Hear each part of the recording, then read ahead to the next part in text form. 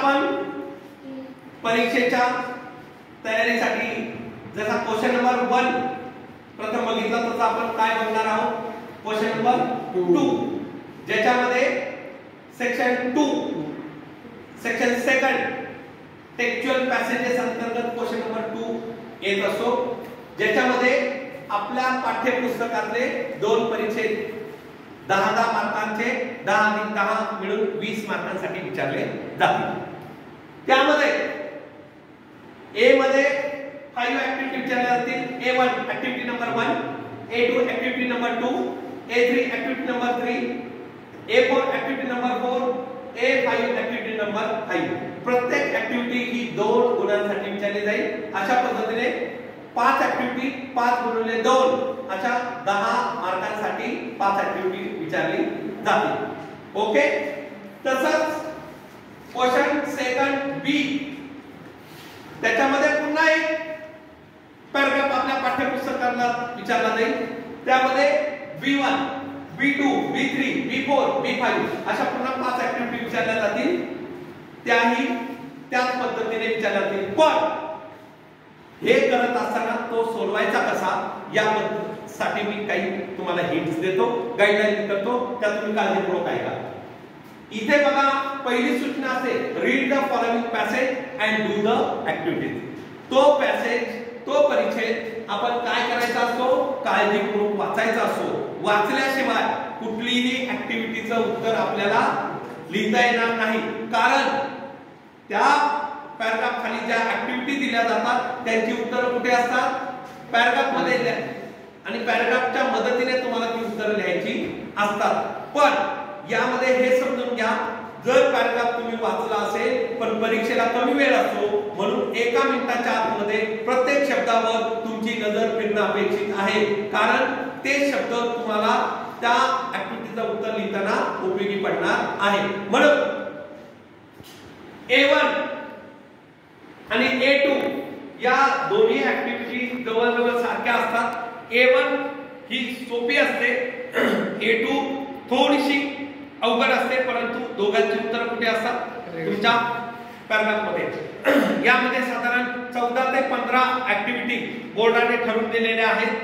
त्याच फेज मध्ये त्याच रचनेमध्ये ऍक्टिव्हिटी विचारल्या जातात। तर त्या ऍक्टिव्हिटी साधारणपणे कोणत्या असतात ट्रू ऑर फॉल्स म्हणजे सत्य की असत्य, फिल इन द ब्लँक्स रिकाम्या जागा भरा, मॅच द पेअर योग्य जुळवा, किंवा तुमचं चूज द करेक्ट अल्टरनेटिव्ह म्हणजे योग्य पर्यायांमधून योग्य पर्याय निवडून विधान पूर्ण करा, किंवा complete the statement complete the sentence वाक्य पूर्ण करा, किंवा तुमची पुढची activity who said to whom कोण कोणास म्हणाले, किंवा तुमचं फाइंड आउट शोधा, किंवा give a proof give a reason, त्याचबरोबर गिव्ह आन्सर इन शॉर्ट काही शब्दात किंवा काही वाक्यात उत्तरे लिहा, किंवा नॅरेट म्हणजे कथन करणे, डिस्क्राइब म्हणजे वर्णन करणे, किंवा पझल, आणि सर्वात महत्त्वाची ऍक्टिव्हिटी एक विचारली जाते ती म्हणजे वेन डायग्राम, ही कंपल्सरी विचारली जाते। तर हे करत असताना मला महत्त्वाचं जे सांगायचं आहे याचं उत्तर तुम्ही जर पॅराग्राफ वाचलेला असेल समजून घेतला असेल तर ते उत्तर लिहिताना तुम्हाला सोपं जाईल। हे लिहित असताना त्या ऍक्टिव्हिटी मधले काय करा तुम्ही काही शब्द बघा, त्याचे अर्थ जाणून घ्या आणि दिलेल्या ऍक्टिव्हिटीचं उत्तर तुमच्या पॅराग्राफ मध्ये त्या शब्दाच्या मदतीने तुम्ही शोधण्याचा प्रयत्न केला तर त्या शब्दांच्या मागे किंवा पुढे कुठेतरी त्याचं उत्तर तुम्हाला दिलं जाईल। For example true or false, true म्हणजे सत्य, फॉल्स म्हणजे असत्य किंवा चूक। जर वाक्य जसंच्या तसं जर पॅराग्राफ मध्ये असेल तर ते ट्रू असेल आणि जर काही शब्द बदल करून असेल तर ते फॉल्स असेल, पण त्या वाक्याचा अर्थ जाणून घेऊन तर तेव्हा तुम्ही ट्रू ऑर फॉल्स या पद्धतीने लिहू शकता। पण परीक्षेमध्ये कधी कधी आपल्याला कळालंच नाही काय हे ट्रू आहे की फॉल्स आहे। मी तुम्हाला हिंट्स दिलेली आहे, एक तर तुम्ही जर कळालंच नाही तर सगळे काय करा ट्रू लिहा, त्यातले 2 बरोबर येतील, किंवा सगळे फॉल्स लिहा, 2 बरोबर फॉल्स येतील तुम्हाला किमान 1 मार्क्स मिळाला जाईल. पण हे कधी जेव्हा तुम्हाला कळालं नाही त्यावेळी. मात्र या A1 A2 च्या ऍक्टिव्हिटीचं उत्तर कुठे असणार आहे? तुमच्या पॅराग्राफ मध्ये दिलेलं असणार आहे. Okay.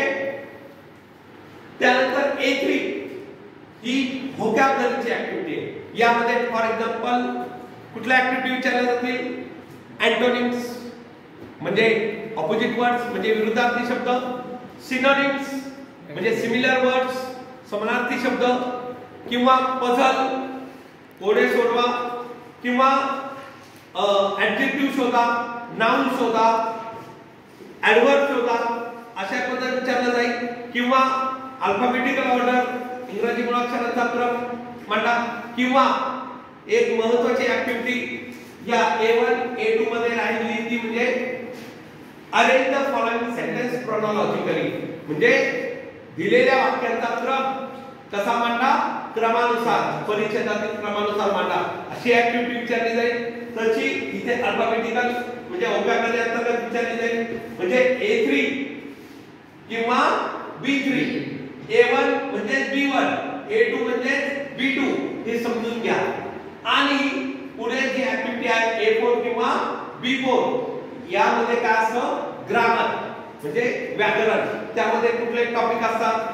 Type of tenses, tenses म्हणजे काळाचे प्रकार, पार्ट ऑफ स्पीच शब्दांच्या जाती, किंवा transformation of sentences, change the voice, किंवा रिपोर्टेड स्पीच, किंवा not only but also, add a question tag. जे आपल्या सिलेबस मध्ये आहे त्यावर हे 2 वाक्य दिले जातील आणि तुम्हाला ते लिहायला विचारले जातील. आणि शेवटी मात्र A5 आणि B5 हा अत्यंत महत्त्वाचा ऍक्टिव्हिटी आहे. तिथे तुम्हाला प्रश्न विचारला जाईल. तो मात्र त्याचं उत्तर तुम्हाला परीक्षेमध्ये तुमच्या मनाने लिहायचं आहे. पर्सनल रिस्पॉन्स म्हणजे स्वमत, स्वतःचं मत तिथे त्याविषयी मांडायचं आहे.